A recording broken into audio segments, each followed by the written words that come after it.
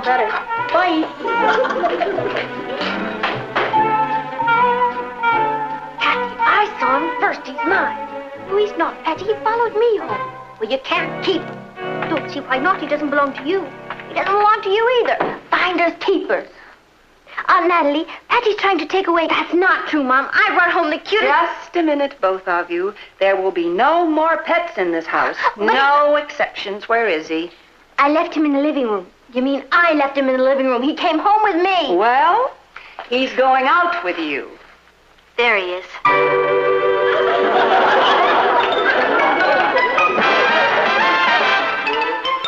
Meet Cathy, who's lived most everywhere, from Zanzibar to Berkeley Square. But Cathy's only seen the sights a girl can see from Brooklyn Heights.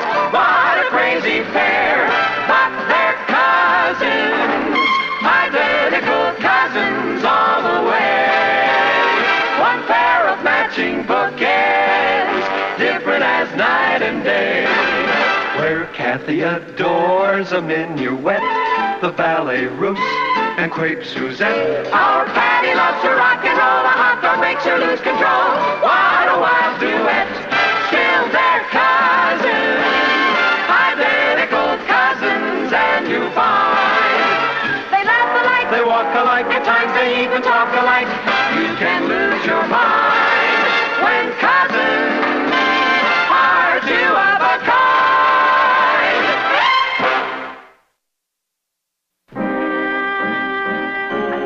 Happy to meet you, Mr. Kalmir. Please call me Cal. Cal is from Bhukanistan. It's near India. Well, you are very welcome here. You are most gracious. This is the first home I have ever been in. Oh, you mean in America? I mean ever. Back home, don't you live with your parents? I am an orphan. I live with my uncle. It must be wonderful to have this kind of privacy. At home, 50 of us live under one roof. 50?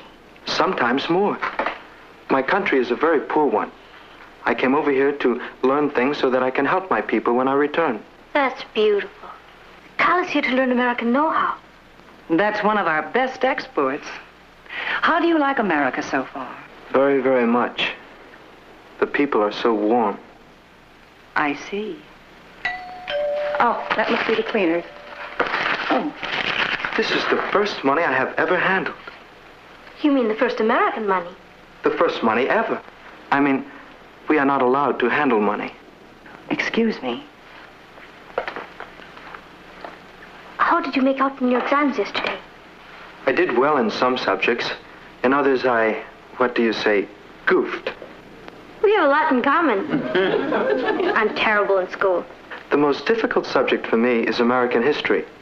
We are having a test on Friday. I was hoping perhaps we could stuff together. Stuff together? Well, you know, squeeze. Oh, you mean cram? Oh, that's it, cram. I'll help you, Cal. Who's going to help you? I know more about American history than she does. She's been brought up in Europe. I've had the advantage of living in Brooklyn Heights all my life.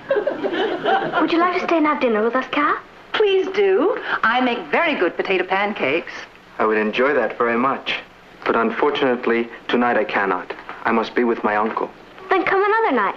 You come as often as you like. I'll see you to the door. I'll walk you home. It's about time. Where did you walk him to, Bhukanistan? Cousin dear, this is a free country. As one of our great American presidents said, if you can't stand the heat, stay out of the kitchen. It's my kitchen.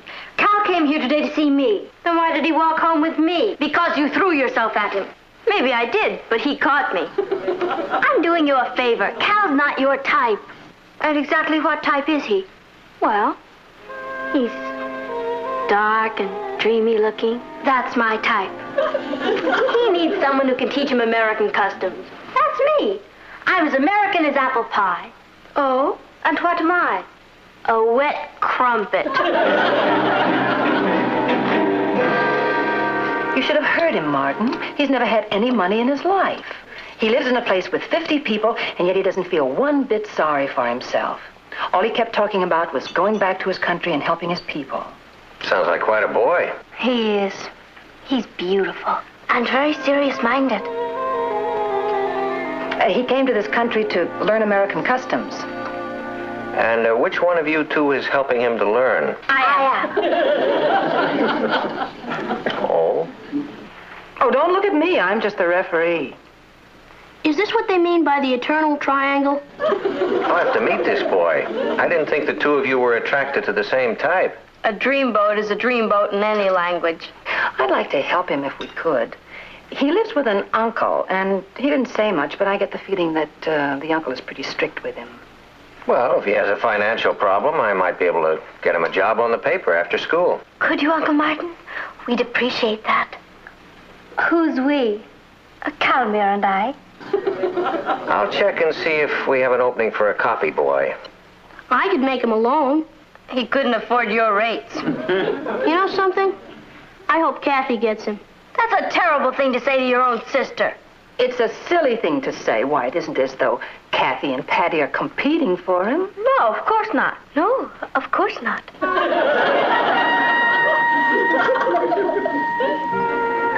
Now, next question. The Louisiana Purchase was made in? 1803, December 20. Very good. Next. Who followed President Arthur? Mrs. Arthur? What I had in mind was President Cleveland. I know. Grover. Could we stop a while, Catherine? I'm sorry. I have been pushing you pretty hard. I got carried away. You are a wonderful teacher. You're easy to teach. There is so much to learn, so much to do. You can do anything you want to. You make me believe it. It's true. All you need is a dream. And you have one. What is your dream, Catherine? To make a chocolate souffle that won't fall. No, tell me.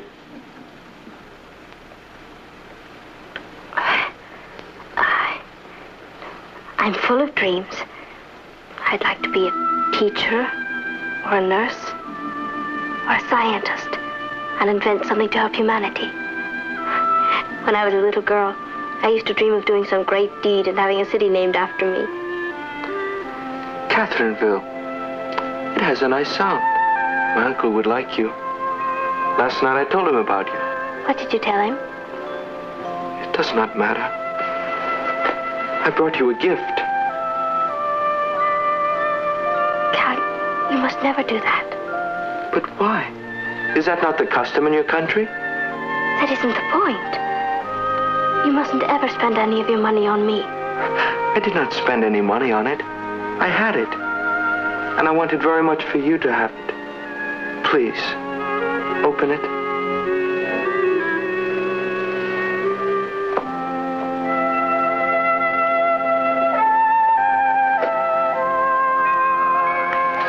It's beautiful. Do you really like it? Very much. To make a lovely paperweight. A paperweight? It is yours to do with as you wish. There you are. Well, sorry I'm late. Now we can all sit down and do our homework together. Let's see, here we go now. Who followed President Arthur? Mrs. Arthur? Say, that's pretty. Where'd it come from? Cal brought it. No, that looks like a real emerald. Except that if it were, it'd be worth about $100,000. Well, it can't be worth $100,000. I just got him a job as a copy boy on the Chronicle. That's wonderful. Oh, Natalie. Unless I'm crazy, this real emerald is a real emerald. That's impossible. What'd you say this boy's name was? Calmer Prakashamand. Cal... Oh, no. Have you heard of him? Heard of him? My new copy boy is the Crown Prince of Buchanistan. Cal, he couldn't be. Why not? Because he had lunch here and I used my old silver. He said he was poor. He said he lived in a place with 50 servants. And he never handled money because... He had an equerry to take care of little details like that. His uncle is General Sarika, the United Nations delegate from Buchanistan. I did an interview with him last week. Whose uncle is General Sarika? Your friend Cal. He's the Crown Prince of Buchanistan. What? Holy moly. My Cal is a crown prince? I don't know whose Cal he is, but he's a prince, all right. Oh, I'll get that. Guard it with your life. He never told me. He wanted me to treat him like just an ordinary boy. It's the most romantic thing I've ever heard. General Sarika. Mr. Lane, I'm very sorry to intrude without notice, but the matter is urgent. Yes, well, I know why you're here, General, and I assure you they had no idea the emerald was genuine. Emerald? Yeah, it's right in here. General Sarika, may I present Mrs. Lane, my daughter Patty. I'm very happy to meet you, General. Your nephew has spoken of you. I have come on behalf of His Highness, the Crown Prince of Buchanistan, to bring a proposal of marriage. Oh, Mom. To your niece, Catherine. Kathy? Are you sure you got the message right? I'm Patty. Both our names end in Y. It's very easy to make a mistake. There is no mistake. I'll get Cathy. Don't anybody dare say a word until I get back. I don't know what to say, General. This comes as something of a shock. I'll say. His Highness is very impulsive, but once his mind is made up, he does not change it. If your niece will have herself in readiness at noon tomorrow, a limousine will pick her up and bring her to the embassy, where the marriage contract will be signed. Will that be convenient? I'm afraid not. Another time would be more convenient? Yes, about 5 years from now.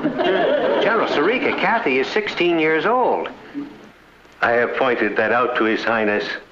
He said he has nothing against older women. Older? In our country, the brides are usually younger. Your Highness. Cathy, this is General Sarika. Now, the General has come here... I know. Aunt Natalie told me.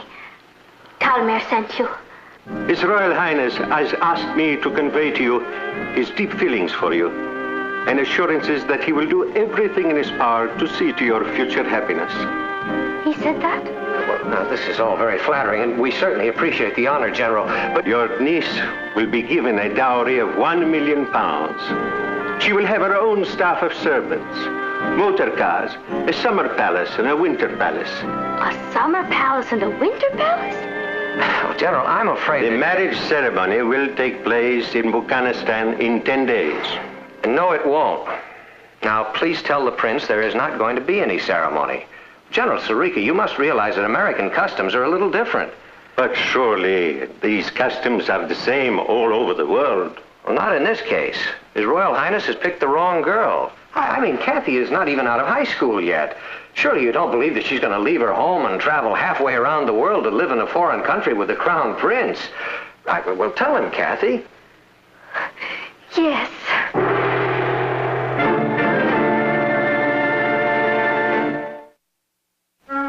Martin, we've got to find a way to stop this.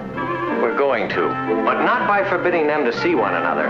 We've got to be very careful that Cathy doesn't get hurt. We can't afford to offend Calmere. I mean, he's the head of a country, remember? How could I forget it? Why couldn't they have brought a cat home? What? Nothing. Hadn't we better send Kenneth a cable? And say what? Congratulations, you're going to be a father-in-law? Now, don't worry, Natalie. Believe me, Cathy will not go through with it. She's far too sensible. You mean she's too sensible to turn down a handsome young prince whom she loves, £1 million, a summer palace, a winter palace... Wait a minute. Whose side are you on? There's a lot to be said for the other side, Martin. And besides, Cathy loves Cal. How does she know who she loves? She's only 16. I married you when I was 17. Well, that was different. I mean, Cathy is attracted by the glamour, the fantasy of being a princess and ruling a country. It's storybook stuff. It does sound glamorous, doesn't it? Well, it's not going to sound so glamorous after I finish talking to her. I'm going to point out a few of the grim realities. She's going to be living in an underdeveloped country where there's a very high rate of poverty and living conditions are appalling. Don't worry. I'll knock that romantic little dream out of her. Oh, hello, Cath. Hello, Uncle Martin. You're home early. Yes. He has a lecture to give. I've had the most wonderful time. I've been out shopping with Calmere. Oh, what'd you buy? Matching elephants? Isn't hers? Cathy, sit down. Your Aunt Natalie and I want to talk to you. Now, Cathy, you're only 16 years old. You just can't get married and go running off to live in a country halfway around the world. I agree. You do? I told you there was nothing to worry about. I talked to Cal and his uncle about it. I'm going to sign the marriage contract now, but I have to stay here and finish school. I won't go to Afghanistan until I'm 18. Look at these books and maps Cal bought me. I want to learn everything there is to know about Afghanistan before I go over there. Well, I think I can help you. I'd like to give you a few facts about Afghanistan. Wonderful. Cal has already told me quite a bit about it. Did you know that its per capita income is one of the lowest in the world? The poverty and disease over there are incredible. And do you know what it's due to? No. Ignorance. They need schools, hospitals, roads. Cal and I have been talking about an irrigation project. If it works, it could turn a whole desert into farmland. Look. We could raise the per capita income 17% in the first 2 years. Isn't that exciting? She asked you if that isn't exciting. Oh, yes, very. Where's the money coming from? Part of it is coming from me. You mean you're going to irrigate a whole desert on $5 a week? Cal is going to sell that emerald he gave me. At first he hated the idea. It's been in his family for hundreds of years. But I convinced him that unless it's put to use, it's just a worthless stone. It could feed 1,000 families for 3 years. Isn't it incredible? No one ever thought of it that way before. If you'll excuse me, I want to get some charts ready. Calmira's coming over.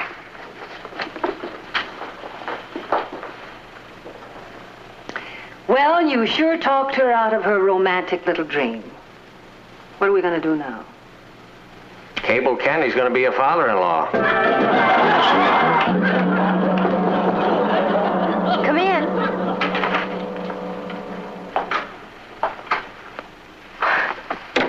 What did you knock for? It's your room, too. I didn't want to disturb you if you were working on affairs of state or anything. What? If you want me to, I'll move into Ross's room and he can sleep on the couch.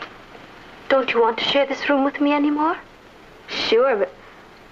Well, when you move into the palace, I don't want you to have to tell him the last place you lived you had to share a room and bath. What are you standing at attention for? Sit down.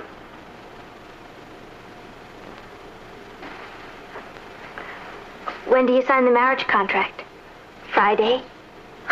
Gee, only 3 more days as a civilian. What do I call you? Princess or Your Highness? Is that what's worrying you? Patty, I love you. You call me Cathy, you silly idiot.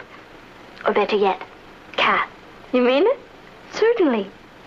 I'm the good princess. Can I come and visit you at the palace? You'd better. I'll be dying of homesickness. No, you won't. You'll be too busy ruling everything. You'll have a suite of your own, and you can stay as long as you like. Cal doesn't have any brothers, does he? He has 7. 7? Bingo! Anybody home at the palace? Just us slave girls. Is Cal here? He stopped by to drop off a gift. You know, we have to find some way to make him stop giving these expensive gifts. I suppose so. Look.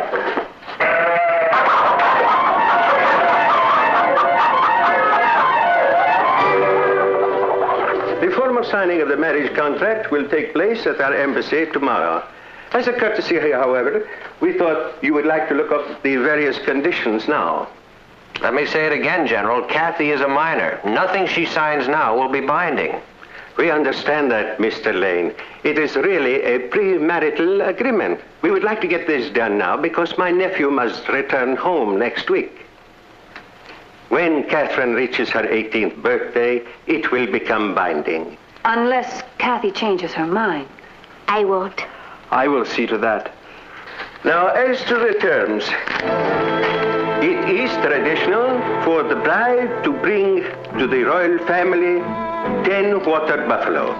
Where am I going to find water buffalo in New York City? 50 camels. I might be able to find one at the zoo, but 50 camels?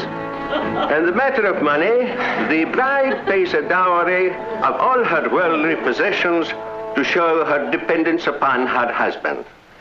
How much money do you have? $7.25. $7.25. If you can wait until Monday, I'll have another $5. It will do. I think this covers the main points, but there are always these little difficulties with the first wife. The first wife? Yes, the dowry changes in future marriages. Future marriages? What future marriages are those, General? It is a small point. In our country, a man may have as many wives as he can afford. My father had 15. Do you mean you want me to be your first wife? Of course. And that you will marry other women after me? Not right away. Not right away. This is the most outrageous...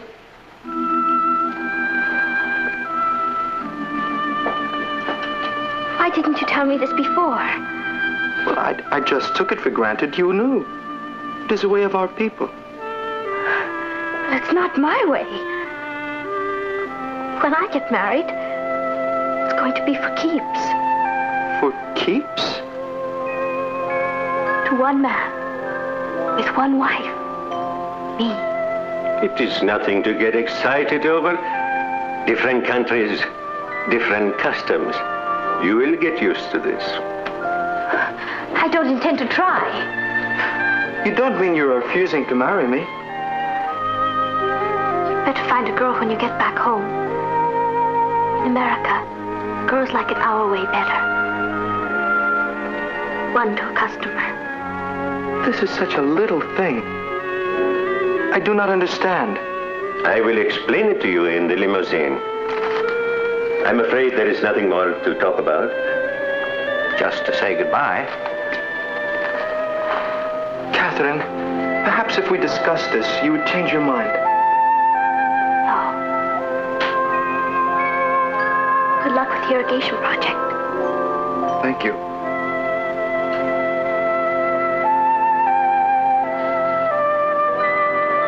Goodbye, Catherine.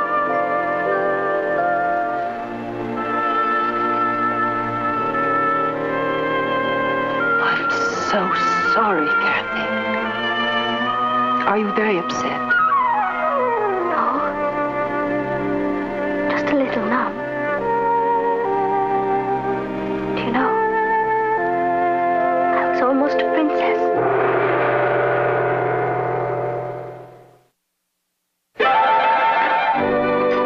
So where's Cathy? She's getting dressed. She'll be right down. Oh. Patty, has she said anything to you about, Calmere? Mm-hmm.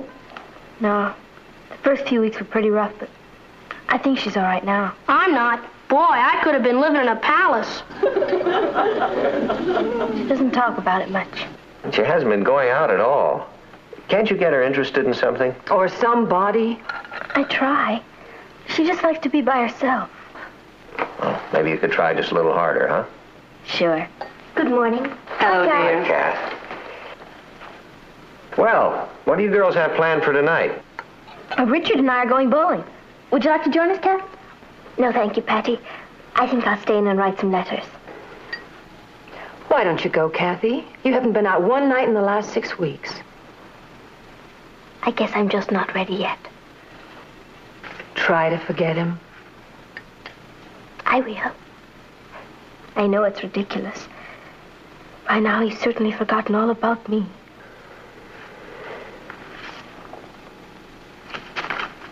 Has he? It's from Buchanistan. What is it? Look at the postmark. It's from Catherineville.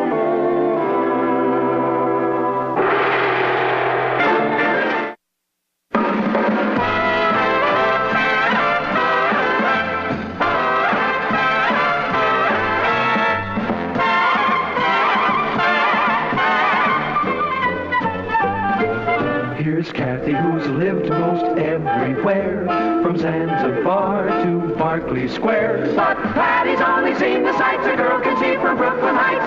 What a crazy pair, but they're cousins, identical cousins, and you'll find they laugh alike, they walk alike, at times they even talk alike. You can lose your mind.